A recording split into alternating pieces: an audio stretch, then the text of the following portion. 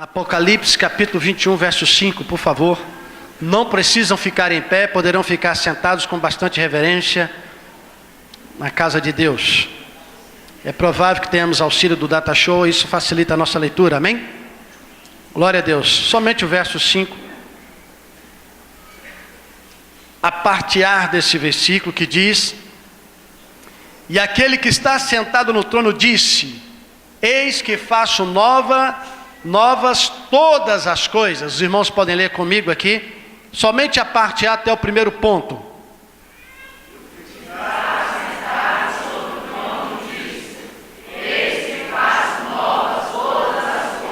Amém. Glória a Deus. Senhor, muito obrigado por sua palavra, por este culto, pelas pessoas maravilhosas que o Espírito Santo trouxe a este lugar nesta noite para compartilhar da adoração, do louvor e da celebração ao teu nome. Abençoa neste momento a palavra que será ministrada, dai-nos a inspiração necessária para transmitir toda a tua verdade, para que o teu povo possa aprender de ti e possa por ti ser edificado. Assim oramos, repreendendo toda seta, todo laço, todo planejamento de Satanás contra este lugar, contra as pessoas que estão dentro deste auditório, que o Senhor repreende toda a força maligna, a fim de que nós possamos ter a nossa mente cativa ao Espírito Santo, para que nós possamos aprender da tua palavra. Assim oramos e agradecemos em nome de Jesus. Todo o povo diga amém. Amém. Glória a Deus. Eu quero agradecer a presença de cada um dos irmãos, amigos e visitantes que vieram aqui pela primeira e segunda vez estar conosco, e queremos mandar um abraço às pessoas que estão nos assistindo pela televisão, amém? Lembrando os irmãos que todos os nossos cultos domingos são filmados e nós transmitimos via internet, ok? Glória a Deus. Queridos, Apocalipse capítulo 21, verso 5, disse o Senhor Jesus: eis que eu faço nova todas as coisas. Eu gostaria que a pessoa que está no Data Show, na sonoplastia, colocasse para mim Jó, capítulo 17, verso 15, que é o tema dessa palavra de hoje.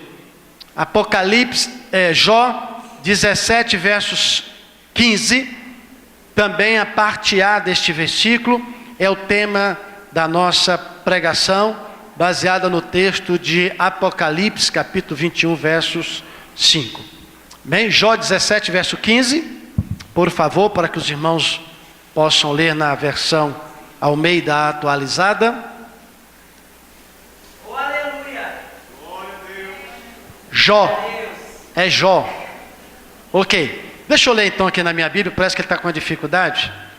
Assim diz: onde está, pois, a minha esperança? Amém? É um ponto de interrogação, é uma pergunta de Jó, que todos conhecem a sua vida e sabem dos sacrifícios, da dificuldade que ele enfrentou em sua vida. E num desses momentos aonde os terrores assolavam a sua alma, ele fez essa pergunta: onde está, pois, a minha esperança? E eu penso que na sociedade a qual nós vivemos hoje, muitas perguntas como essa também são feitas e elas às vezes ficam sem resposta. A minha ideia, utilizando agora o Apocalipse 21, que está chegando no epílogo, está chegando no final da história humana, então nós temos uma palavra profética da parte de Jesus a respeito de onde vai chegar a nossa esperança, ou o que é que o futuro nos reserva. É importante entender que o livro de Apocalipse, na terça-feira na escola de educação, nós tivemos um estudo sobre o livro, a literatura de Apocalipse, e aqueles que vieram tiveram um bom entendimento do que o que gerou essa escritura e por que ela foi confeccionada de uma forma tão simbólica, e por que ela tem tantas ilustrações de simbolismo, e por que os crentes têm tanto medo de ler Apocalipse, e alguns afirmam que não leem porque não entendem nada, outros dizem que não lê porque assusta muito. Então essa literatura é uma literatura pouco utilizada pelos cristãos. Enfim, poucos são aqueles que se arriscam a entender Apocalipse, pregar suas mensagens e descortinar os mistérios que neles são apresentados. Aqueles que estiveram comigo também na terça-feira de Educação Cristã, eu disse para os irmãos que havia um problema na identificação do autor ou da autoria deste livro de Apocalipse. Afirmam-se popularmente que é o João que escreveu o Evangelho de João, mas os estudos também apontam que pode ser um outro João, talvez o João, o vidente que morava ali na Ásia Menor, em Éfeso, ou então outro João que era profeta, e alguns dizem que era este João, o profeta, que escreveu a literatura apocalíptica, e ela tem uma linguagem assim, porque é uma linguagem praticamente criptografada, por isso que a gente às vezes não entende a linguagem do Apocalipse, porque quando ele escreveu esta literatura, a intenção do escritor de Apocalipse era trazer um consolo para os crentes que viviam uma perseguição ferrenha da parte de Domiciano, que era o imperador romano. Ele estava perseguindo a igreja, ele estava prendendo os crentes, matando os crentes, e havia uma perseguição ferrenha contra os cristãos, quando então se levanta essa literatura por João para consolar os crentes, dizendo: há esperança para nós, ainda que haja uma perseguição, ainda que eles tentem nos destruir, ainda que tentem nos matar e pensam que vão acabar conosco, no final da conta o bem vencerá o mal. É isso que ele quer dizer na literatura de Apocalipse. Então, quando nós lemos Apocalipse, a ideia de Deus é que nós sejamos consolados pelas palavras e pelas revelações proféticas aqui inseridas. Então, quando ele escreve o Apocalipse e coloca todas essas informações um pouco misteriosas, é porque a ideia é que os inimigos do cristianismo, quando lessem essa literatura, não perseguissem os crentes, achando que essa literatura era uma afronta ao Império Romano. Por exemplo, quando na literatura de Apocalipse eles querem direcionar uma mensagem a Roma, ele não chama Roma de Roma, mas chama Roma de Babilônia. Então, por isso que na linguagem do Apocalipse, quando os romanos fossem ler esta epístola, esta carta, então, ou este livro, eles não iam identificar que eles estavam falando de Roma, porque ali estava o nome Babilônia, que estava em outro extremo. Então, percebam os irmãos que não é difícil a leitura do Apocalipse, pelo contrário, é fascinante, é fantástico você ler Apocalipse, porque o tanto de verdade que você aprende de Deus, porque é importante, inclusive, nos dias de hoje, nós lermos Apocalipse, nós lermos os livros proféticos, porque nós precisamos saber o que vem por aí, o que vai acontecer no nosso futuro. Percebam os irmãos que nós temos alguns livros da Bíblia que são bem efusivos no que diz respeito a profecias, e nós consideramos que o livro de Daniel, no Velho Testamento, é um livro que está cheio de profecias e de revelações concernentes ao futuro. Entretanto, Daniel, quando ele escreve essas revelações, ele está na intenção de revelar o futuro de um ponto de vista das nações, ou do povo gentílico, de um povo comum.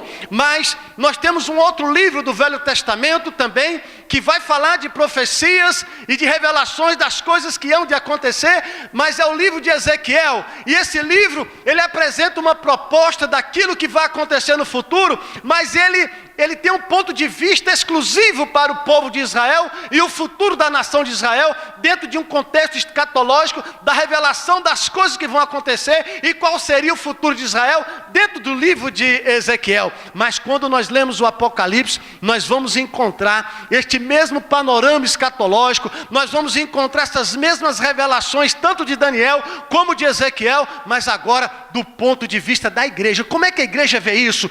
Como é a participação da igreja nesse processo das revelações do futuro do mundo? Então, João no Apocalipse, ele vai mostrar agora a visão da igreja dentro do processo das revelações e das profecias. E isso é fascinante, porque isso precisa mexer com o meu coração, isso precisa mexer com a minha inteligência, e eu preciso ser um estudante da Bíblia, porque hoje em dia, irmãos, as pessoas estão cansadas de pessoas que só fazem barulho, que ficam gritando língua estranha dentro da igreja, e que ficam revelando e profetizando sem conteúdo bíblico, sem estrutura bíblica, porque quando chega lá fora não tem resposta resposta para os questionamentos lá de fora, não tem resposta para as perguntas que eles fazem para nós, e nós ficamos como analfabetos bíblicos, porque não nos dedicamos ao conhecimento das Escrituras. Então, quando chega lá fora, um jovem do ensino médio lhe faz uma pergunta de nível bíblico, a nível de Deus e teologia, e você fala, eu não sei, vamos perguntar para o meu pastor, ou então para algum teólogo.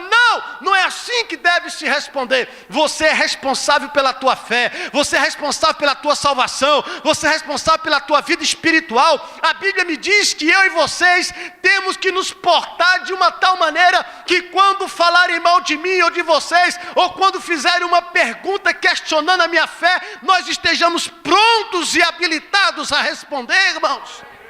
Mas é lamentável quando nós chegamos e encontramos um grupo de pessoas da igreja que vão para a faculdade, e quando lá são abordados e confrontados a respeito de verdades bíblicas, essas pessoas não têm resposta, essas pessoas não sabem o que dizer. É porque essas pessoas são analfabetas teológicas ou analfabetas bíblicas, não conhecem a Deus. Por quê? Porque dedicam muito tempo na graça, porque a graça ela traz um certo glamour para as pessoas. Olha, eu gosto de orar porque eu falo língua estranha, eu profetizo, isso atrai pessoas. Ei, atrai pessoas, mas não significa que elas serão salvas só porque estão te ouvindo barulhar, falar línguas estranhas e profetizar. Precisamos de resultados mais consistentes das coisas de Deus, porque nós sabemos que as pessoas são místicas.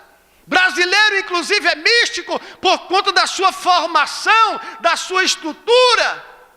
Gosta das coisas que são mistérios, ocultas. Gosta de fazer leitura de mão, horóscopo, ir no centro de macumba para ver se alguém revela. E quando se trata de evangélico, quer saber o que o profeta vai falar, se Deus vai falar alguma coisa, como se Deus fosse um horóscopo que vai dizer para essa pessoa o que ela tem que fazer hoje, amanhã ou depois, quando Deus já está falando nas Escrituras Sagradas o que é que você tem que fazer. Por isso que nós estamos construindo uma sociedade pentecostal analfabeta na Bíblia, porque não se importa com a Bíblia, se importa em ir para o monte orar, em ir para a vigília, em fazer campanha de jejum e oração, mas não faz seminário, não vem para os cultos de educação cristã, não vem para a escola dominical. Então perceba que esta é uma dificuldade hoje, no meio pentecostal principalmente, aonde coloca em perigo o evangelicalismo dentro do Brasil. Pensando nisso, nós vemos então o Apocalipse me chamando a atenção e a responsabilidade. Quando o Apocalipse é construído, ele é uma ideia fantástica, é uma revelação divina para o profeta, para construir uma literatura que vai abençoar o povo de Deus, porque ainda que para alguns leitores a mensagem esteja oculta, para aqueles que andam com Deus e têm a presença do Espírito Santo e está interessado nas coisas de Deus, esses segredos são revelados. Porque a Bíblia garante isso. Então percebam, irmãos, que quando lemos Apocalipse nós vamos conhecer toda a história. Vivemos um momento histórico agora em que há um forte ateísmo que primeiramente se abateu na Europa em razão do iluminismo, do humanismo, que foi muito forte naqueles países, e então publicaram a morte de Deus. E vocês estudantes sabem disso, significando a seguinte situação: Deus morreu, não existe Deus. Nós estamos sós. Deus não existe. Essa é uma fala que se ouve muito por aí, principalmente nas academias, e que às vezes nós não temos respostas para essas coisas, porque essas pessoas vêm com argumentos fortes dentro de uma ciência humana, ou de uma ciência humanista, dentro de propostas construídas dentro de uma ciência falsa, cheio de falácia e apriorismo, e acaba que eles vêm com essas notícias para nós, e nós não temos preparo para ouvir certas coisas, e acabamos a acreditar. Por exemplo, se a Bíblia é a palavra de Deus, onde lá está escrito sobre o dinossauro? Eu não sei, lá não fala mesmo não. Pois é, e o que você me fala desse monte de osso desse tamanho aqui? É ou não é? É conflitante com a nossa fé? É difícil de explicar essas coisas? Há pontos difíceis na palavra de Deus. E eu creio que ela é em razão de que a Bíblia Sagrada, em toda a sua construção literária, ela não teve nenhuma preocupação em ficar escrevendo detalhes das coisas da vida e do mundo. Porque a única preocupação de Deus nas literaturas evangélicas, na literatura cristã ou nas escrituras sagradas, é apontar Jesus como o Senhor e Salvador dos homens. Para Deus é suficiente a Bíblia ser cristocêntrica e acabou-se. Então no capítulo 21 de Apocalipse, chegamos em um ponto da história do Apocalipse, em que as coisas já aconteceram. O nosso futuro revela coisas profundas, catastróficas e terríveis. Esperamos em Deus que vocês não participem desse momento da história, porque a Bíblia diz que Deus não julgará e nem condenará o justo junto com o ímpio. Quem é justo aqui, levante a mão. Glorifica a Deus. Sabe por que isso é bênção? Porque o Senhor diz que vai derramar da sua ira sobre a terra, mas não acontecerá de derramar sobre o justo. Aquele que tem a marca de Cristo na sua vida, aquele que tem o seu nome registrado no livro da vida, aquele que tem o Espírito Santo e os ouvidos abertos para ouvir a voz de Deus, a Bíblia diz, quando essas coisas estiverem para acontecer, o Senhor vai tirá-los da terra. O Senhor vai sugar o seu povo. Vocês não estarão aqui. Quando você lê Apocalipse, você vai entender que do capítulo 1 até o capítulo 4, a igreja está aqui. Todos esses acontecimentos, do capítulo 1 ao 4, a igreja está aqui. Mas do 4, versículo 1, do versículo 2 até o 19, a igreja não está aqui. Então ficou fácil de entender Apocalipse agora, não ficou? Toda vez que você lê Apocalipse, do capítulo 4, versos 2 até o 19, você vai dizer assim, todos esses acontecimentos eu não participarei. Quero aprender, mas não estarei aqui. Eu ouço um glória a Deus aí, um graças a Jesus. Isso, irmão. Ou vocês querem ficar aqui? Vocês querem ser o salvo da grande tribulação? É, porque tem um grupo chamado, eu sou do SGT, velho. O que é isso, irmão, SGT? Salvo da grande tribulação. Eu falei assim, rapaz, você não sabe o que vai ser isso, nem experimenta, irmão. Nem experimente ficar nesse tempo, não. Porque com certeza você não terá o auxílio do Espírito Santo para te ajudar. Pode ter certeza disso. Vai ser olho por olho e dente por dente. Você vai ter que dar conta da sua alma perante Deus. Então escuta os irmãos. Quando nós construímos aqui que o mundo está caminhando para um momento caótico na terra, onde o anticristo se prepara de todas as maneiras para governar o mundo. E nós começamos a ver uma notícia inquietadora, por exemplo, de que a Rússia está tentando anexar a Crimeia como um estado russo, enfim, aquelas questões, e logo em seguida vemos que na Espanha o povo catalão quer também fazer uma divisão e quer ficar independente do povo da Espanha. Aí depois vemos também outros acontecimentos em outros lugares do país, falando assim, não, o povo está querendo independência, essa ideia de globalização não vai funcionar. Entretanto, você percebe que não vai acontecer nada disso, porque a ideia do mundo não é separar países, é pelo contrário, é unir os países. É globalizar todas as coisas, porque o anticristo precisa governar todo o mundo. Olha, quando você começa a falar sobre ONU, uma organização internacional que cria uma justiça internacional, cria uma forma de punir as pessoas de modo internacional, você tem que começar a pensar sobre essas questões. Quando você ouve um político da ONU, um grande líder, aparecer numa da sessão da ONU e dizer, nós precisamos de um grande líder que governe o mundo, seja ele de Deus ou do demônio, eu preciso ficar preocupado com essa fala, eu preciso entender que o mundo caminha para um momento de perdição, onde os homens serão escravizados por Satanás, porque Satanás até então vinha atuando no mundo espiritual e articulando espiritualmente, mas o desejo de Satanás é se tornar uma pessoa como Jesus se tornou e governar os homens fisicamente e ser adorado pelos homens. E aonde aprendemos isso? O Apocalipse nos revela. Capítulo 13 de Apocalipse, a metade dos versículos fala a besta que saiu da água, a outra metade, até o encerramento do capítulo, vai dizer a besta que saiu da terra. Os dois vão trabalhar ardentemente para a pessoa do anticristo. E você sabe de uma coisa? Estamos vivendo esse momento histórico. Olha o que está acontecendo, irmãos. Olha como Satanás está tendo vantagem em toda a sociedade. Perceba que uns dias atrás o valor de família era inegociável, é ou não é? Pensa que até uns anos atrás, para nós família era um homem, mulher e filhos, é ou não é? Mas pensa como esse conceito mudou. Vocês já observaram como os conceitos mudaram? Vocês observaram que aquilo que nós tínhamos como moral e ético, essas coisas já não tem mais tanta serventia hoje?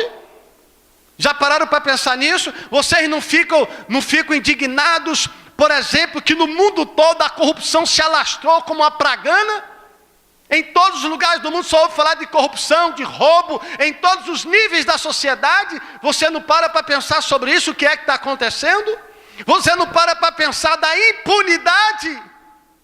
Olha o que está acontecendo no Brasil, queridos.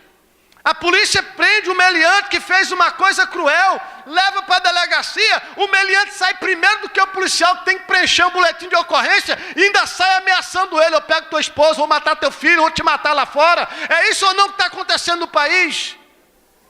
E nós não prestamos atenção nisso. Ei, o cadáver já está fedendo e nós não estamos sentindo o seu mau cheiro? A igreja está acomodada. As pessoas não falam mais de volta de Jesus, não querem mais participar de arrebatamento, não se preparam para a vinda do Senhor, estão cuidando das coisas materiais, é ou não é, irmãos? Algumas igrejas compraram essa filosofia. Bom, os crentes antigamente andavam olhando para o alto, porque almejavam uma glória eterna e celestial. Agora eles andam olhando para o chão, procurando qual será a melhor casa da rua, qual o melhor carro, como é que eu vou fazer uma campanha para Deus aumentar a minha finança. É isso ou não é? Mudamos ou não de um tempo para cá nossas teologias? É isso ou não é que prega-se na igreja? O membro que entra na igreja e dá R$100 esperando receber 200 lá fora, como fosse barganhando com Deus e entrasse numa empresa de factory. É isso ou não, irmãos? Essas coisas têm que nos acordar, porque a Bíblia diz: o anticristo não se manifestará sem que antes apresente a apostasia. A pergunta é: quantos de nós não nos tornamos apóstatas? Quantos de nós não nos tornamos apóstatas e estamos dentro das igrejas, sentados nos bancos ouvindo as nossas pregações, mas não tem nenhum, escute-me, não há nenhum compromisso com a verdade, não há nenhum compromisso com o reino de Cristo, não há nenhum compromisso com a divindade do Senhor. Apenas queremos negociar com Deus para ver se a nossa vida fica melhor a cada dia. É isso ou não? Essa é a teologia do nosso século. O que isso nos aponta? O que isso me traz de despertamento? Então nós precisamos cuidar da nossa vida espiritual em todos os aspectos e começar a tentar: será que eu não estou comprometido, envolvido nesse balde de situações, nesse monte de coisas que está me afastando de Deus? Eu estava conversando com alguns líderes e eles disseram: pastor, será que há esperança para a igreja? Eu falei: há esperança, porque a Bíblia me diz que as portas do inferno não prevalecem contra a igreja. E ele disse: olha, pastor, mas se Jesus demorar, será que haverá crente sincero nas igrejas? Eu falei: porque é a remanescente fiel de Deus. E eles disseram: pastor, como vamos fazer? Não podemos abrir novas igrejas, porque não há candidatos para ministério. Eu falei: o Senhor tem os seus profetas na terra. A apostasia vem, mas não atinge a todos. Há um grupo que sabe aonde quer chegar, irmãos. Há um grupo que tem compromisso com a verdade, com Deus e com a palavra, e eles estão se dedicando em aprender, e estão gastando tempo e gastando as suas vidas em saber o que fazer cada dia mais para agradar o coração de Deus. Alguns outros estão preocupados com outras coisas. Tenho que fazer minha faculdade, que é muito bom. Tenho que ver o que eu tenho para os meus filhos e preparar o futuro dos filhos, como acabei de pregar para o casal que dedicou a criança. Entretanto, meu querido irmão e irmã, o teu filho não terá futuro se ele não for criado segundo a palavra de Deus. Se você cria o teu filho para o mundo, você o terá para o mundo. Mas se você cria o teu filho para Deus, você o terá para Deus. É assim que nós vemos. As dedicações, as atitudes contam muito mais do que palavras. Falar que é de Deus é uma coisa, viver como sendo de Deus é outra. A sociedade está assim. Aí um dia um outro ministro chegou: pastor, estou derrotado, estou escandalizado. O que foi? Fulano de tal é um pastor e fez um acordo político aí com o governador, e ele doou para ele 70 assessorias. E o que ele fez, irmão? Ele pegou 70 pastores de Brasília, de igrejas, várias igrejas, E colocou na assessoria para receber um caldinho do governo. Mas eles, o que foi que deu? Estou envergonhado. O que foi? Nunca foram trabalhar. E como é que é isso? Recebiam. E quem assinava o ponto? Esse outro pastor lá, que assinava o ponto para eles. Pensa, irmãos. Pensa, irmãos. Nós reclamamos dos corruptos. Nós falamos dos perversos e dos cruéis. Mas nós nós nos comportamos iguais a eles. Alguns de nós está fazendo a mesma coisa que o ímpio faz. Alguns de nós está fazendo, e talvez piores, porque há um senso de confiança em nossas vidas. As portas se abrem, porque quando você diz evangélico, há na mente das pessoas uma pessoa íntegra, uma pessoa séria, justa. É isso ou não, irmãos? A ideia das pessoas é que você, como crente, é uma pessoa de uma palavra só. Você não é um enganador, um mentiroso, um caloteiro. Você não é uma pessoa difamadora e que fica envergonhando o nome de Cristo. Para eles você tem uma vida ilibada, é ou não é? Por mais que falhemos em alguns aspectos, mas a ideia do caráter é caráter ilibado. Mas muitas das vezes não agimos assim. Sabe por que a culpa? A culpa é da maneira que nós estamos digerindo a palavra de Deus. Porque a teologia da prosperidade não ensina caráter. Você é o que você tem, não o que você é. Como ser, como pessoa. E essa teologia não serve para Deus. Porque essa teologia coloca dinheiro no teu bolso, mas não muda a sua vida. Não muda o seu caráter. Como pessoa, você não é transformado pela palavra de Deus. Mas fica rico. Aí se torna uma teologia pragmática. Se dá certo, vamos todo mundo absorver. Mas nem sempre é assim, nem sempre foi assim. Se os nossos irmãos primitivos olhassem para nós hoje, eles ficariam envergonhados. Porque eles nunca conheceram esse tipo de evangelho. Eles não pregaram esse evangelho. E eles não viveram esse evangelho que nós vivemos hoje. Vai na igreja quando quer, os compromissos com Jesus é quando der certo, não é fiel no dízimo, nem em oferta, não coopera com nada, ainda fica criticando quem faz alguma coisa. É isso ou não? Reclama de tudo. Murmuradores, porque a murmuração é como pecado de rebelião, diz o Senhor. A avareza como pecado de idolatria. E Deus fala, você não pode servir a dois senhores. Escolhei hoje quem quereis servir. A Mamon ou a Jeová? A Mamon ou a Jesus?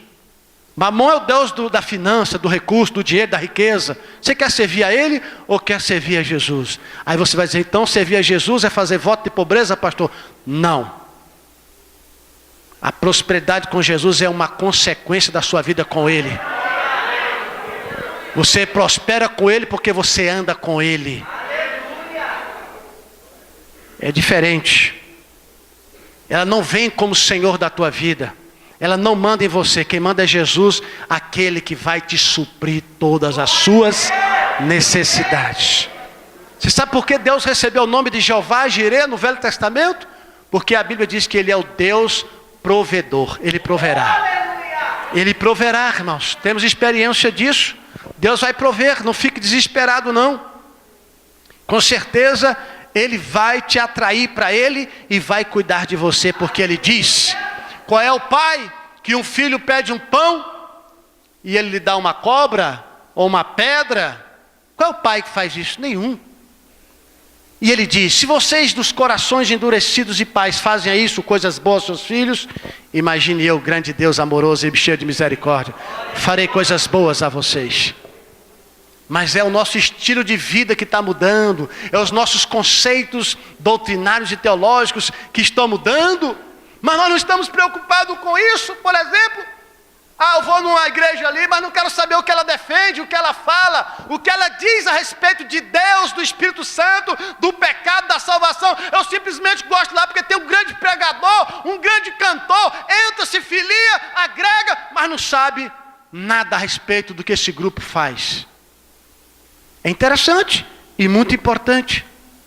Ô irmão, você está mudando por quê? Não é porque gostei aí do hino, do pastor. Não se é assim.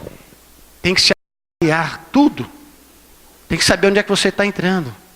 Tem história essa igreja? Tem. Esse pastor, quem é ele? Fulano de tal. E a história da família dele? O que essa igreja defende da Bíblia?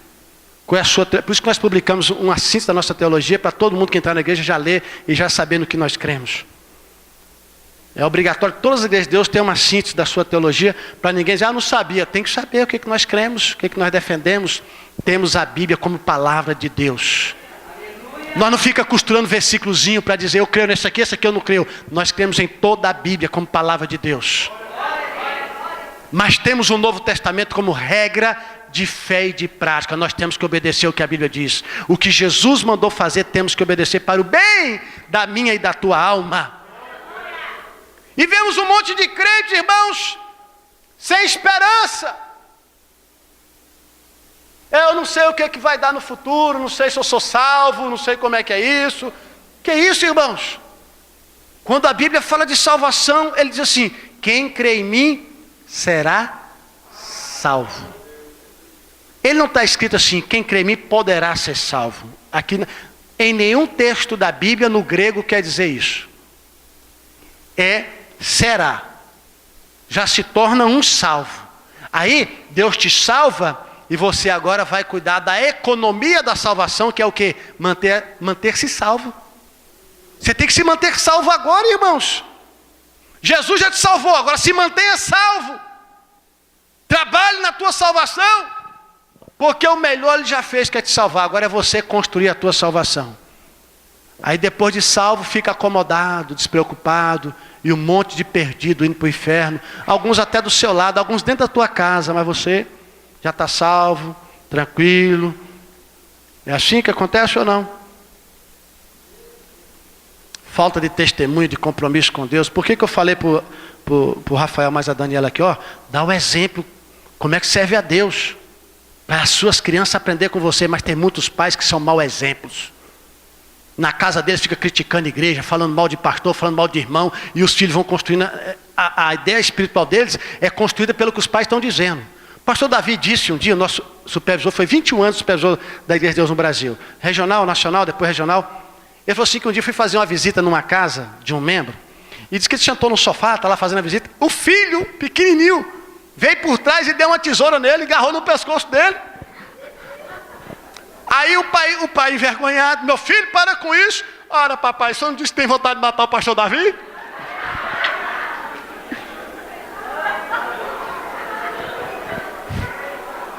Pensa na cara desse pai, né, irmãos? Os filhos estão aprendendo com vocês.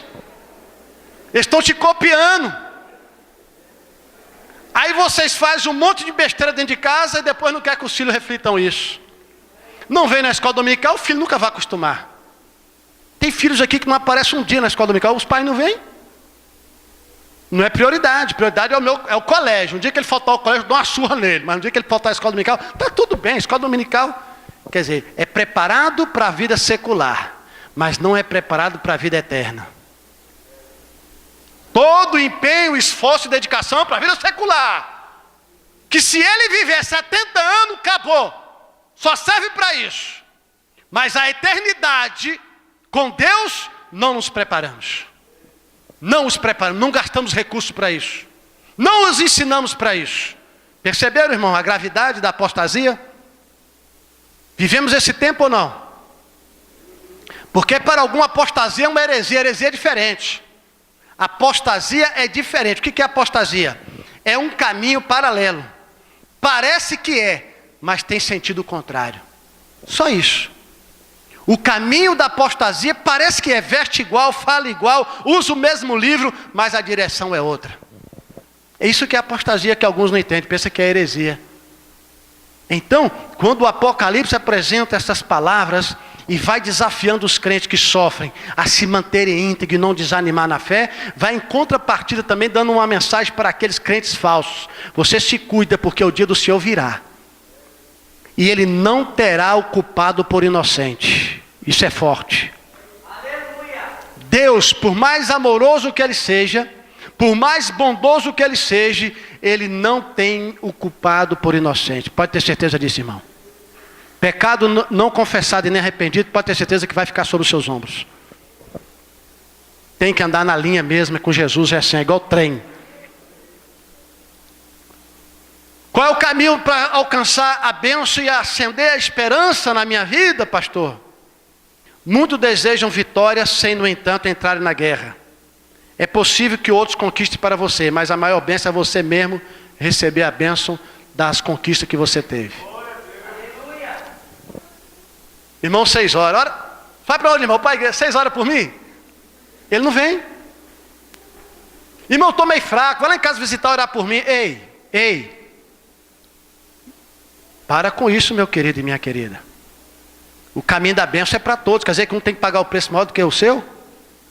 O cabo já está levando a sua cruz, ainda tem que pegar a sua para levar também. Como é que é isso? Cada um cuida de sua própria salvação, irmão. Se você acha que está frio, entra na fornalha de Jeová. Vai orar, irmão. Quinta-feira eu disse aqui, irmão, olha do seu lado, vê se tem algum crente sorveteriano. Você conhece o crente sorveteriano? É geladão, irmão. Está pegando fogo e ele está lá. Ou então, dentro da igreja. Não, você sabe o que é isso? Só os 2 dedão.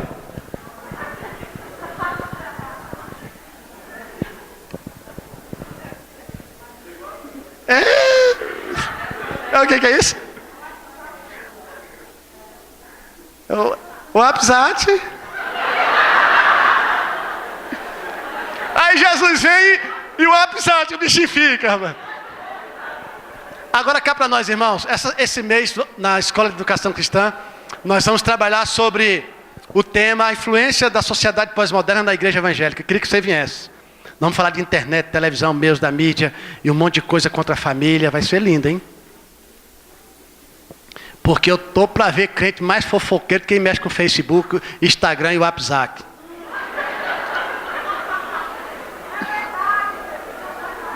Tudo! Eu estou com sono, irmão. Estou acabando de ir para minha cama. Estou deitando. Estou bocejando agora nesse minuto, irmão. Fechei o primeiro olho. O outro eu vou fechar e então amanhã a gente conversa. Orar que é bom. Ler Bíblia que é bom. Mandar mensagem evangélica. É falando de homem, de mulher, de televisão, de jogador, não sei. Mas não fala de um personagem da Bíblia. Ô irmão, quem foi Abraão? Ah, é o vizinho meu que mora lá, eu sou Abraão. É essa a geração que vai participar da volta de Jesus. É por isso, meu irmão, que quando você lê o Apocalipse, lá no capítulo 3, e você vai encontrar as 7 cartas que estão no capítulo 2 e 3 do Apocalipse, as 7 cartas da Ásia, e a última dela é a carta a Laodiceia, a igreja do mundo. Que Jesus vai dizer assim para ela: você diz que é rica e que tudo tem, mas eu lhe digo, tu é pobre, miserável, é nu e é cega. Aconselho-te a comprar de mim ouro fino e refinado. Aconselho-te a usar os colírios celestiais sobre os teus olhos que perdeu a visão. É assim que ele vai. E aconselho-te a vestir com vestes celestiais, porque você está nu. Agora acontece que esta é a marca da igreja da pós-modernidade dos dias do arrebatamento. Mas o mais interessante, irmãos, das 7 cartas, cada uma delas tem uma promessa, é verdade? Mas a de Laodiceia, perceba que o prêmio teve que ser maior. Ao que vencer, darei o direito de sentar comigo no trono de meu Pai. E essa é uma honra muito grande, mas tem que ser. A apostasia, para ser verdadeiro, sincero e andar na integridade, o prêmio tem que ser um prêmio que vale a pena todo o esforço.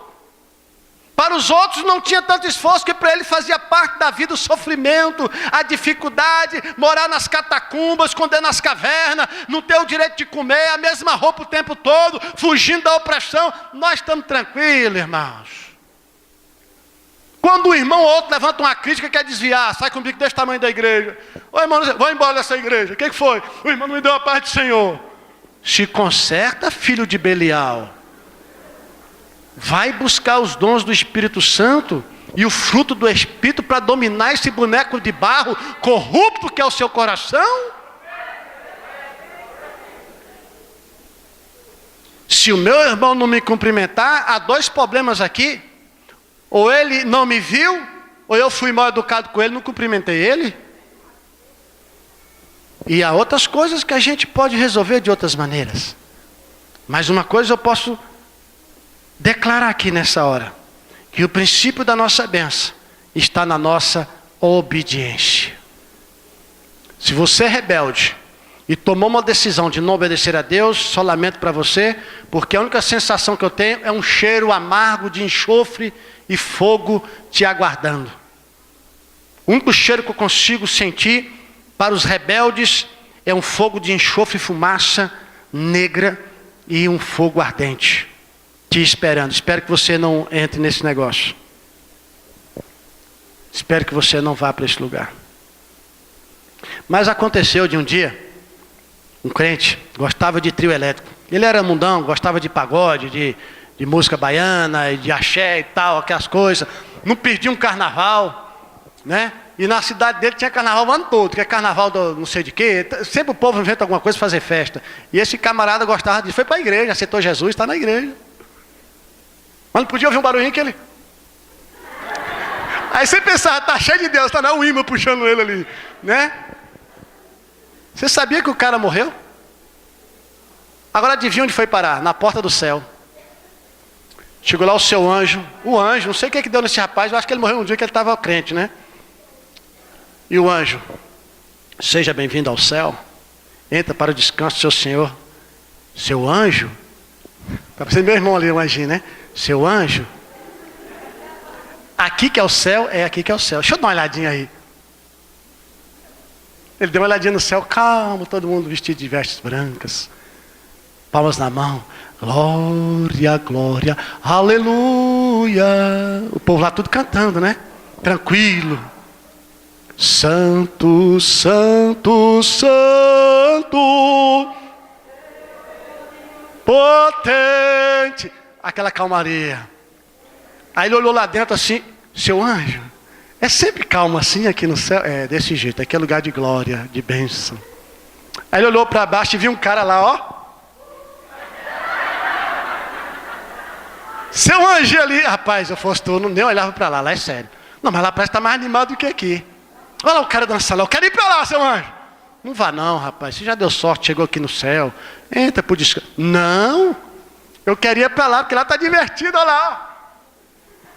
Você tem certeza que quer ir para lá, que é muito tranquilo, muito quieto, eu gosto de movimento.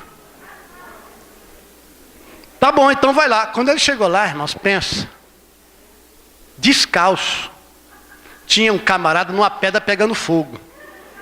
Queimava um pé, ele tirava, queimava o outro, ele tirava, queimava o pé. Ele achou que era um lugar de diversão, era o inferno.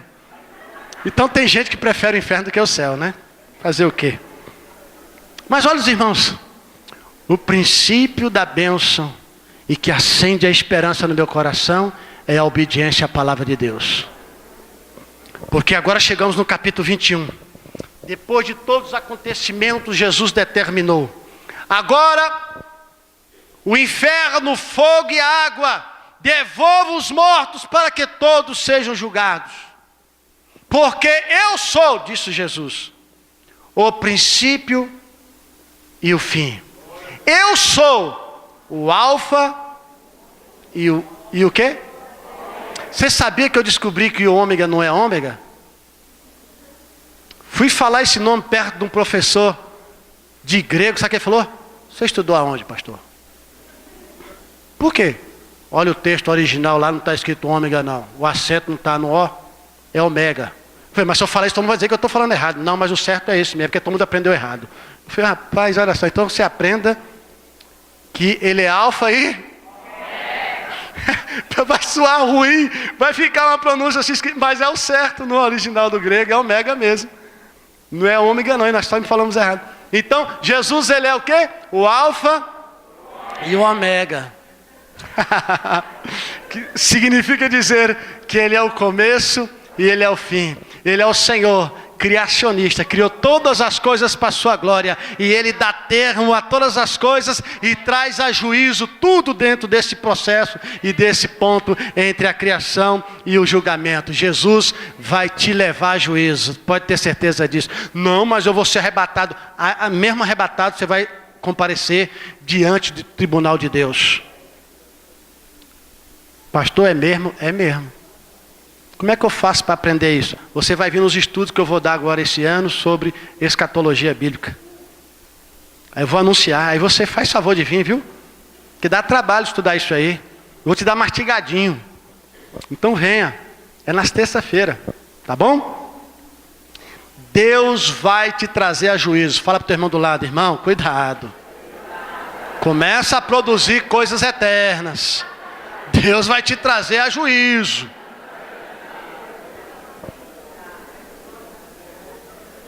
Agora o ímpio, o juízo do crente tem uma proposta diferente. Mas o ímpio,